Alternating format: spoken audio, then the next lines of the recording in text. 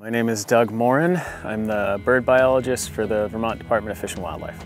Green River Reservoir is one of the best places in the state to see loons. We've consistently had loons nesting here since the 1970s. And the reason for that is it's a large lake, has relatively clear water so they can find fish. It has a good source of fish for them to eat. It has good nesting habitat, so those bays and coves.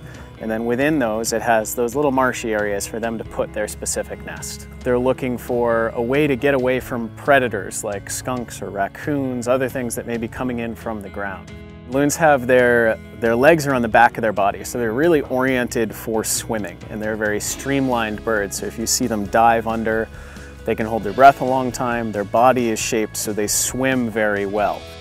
At the same time, they have a large bill or beak that's useful for catching their prey.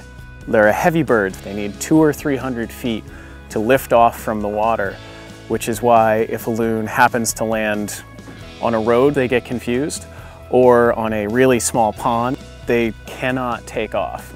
Loons eat a variety of fish. They tend to be fairly small, in the 2 to 4 inch size.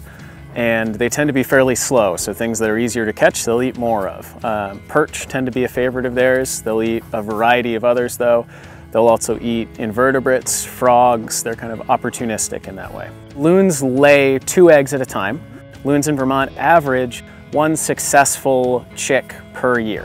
Loons have fairly high rate of return to the same site. Sometimes one of the 2 partners will switch, and sometimes the next year those are the exact same birds. Sometimes one of the 2 switches.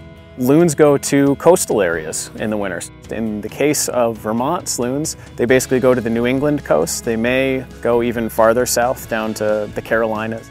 The biggest thing I think when observing loons is just pay attention to their behavior. You really don't want to disturb them, and you measure that by any change in their behavior. So if you're seeing them starting to call more, if you're seeing them laying their neck down flat, they're actually trying to hide at that point. So these are all indications that they've noticed you.